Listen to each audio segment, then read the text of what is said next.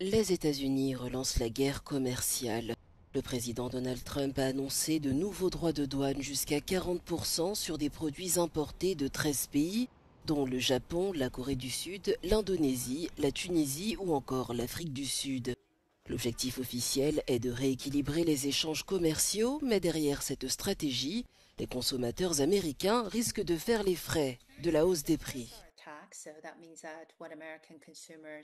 Ces droits de douane sont en réalité une taxe.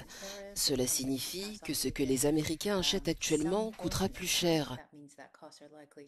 Si les entreprises répercutent ne serait-ce qu'une partie de cette taxe, les prix vont monter. Et pour beaucoup d'économistes, cela risque d'alimenter l'inflation. Et cela intervient alors qu'une grande réforme fiscale vient d'être adoptée, avec des baisses d'impôts, notamment pour les plus riches. Tout cela combiné pourrait peser sur le pouvoir d'achat des ménages. À court terme, les produits importés coûteront davantage et les alternatives locales ne sont pas toujours disponibles dans l'immédiat. Miser sur les recettes douanières pour financer la baisse d'impôts est d'autant plus risqué, l'économie américaine restant fragile avec une inflation élevée.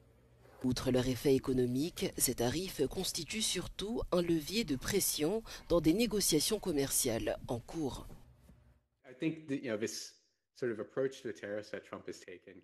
À mon avis, Donald Trump utilise ses droits de douane comme levier pour négocier des marchés.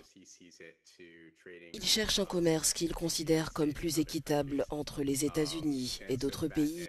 Il insiste notamment sur les revenus que ces taxes pourraient rapporter au gouvernement fédéral.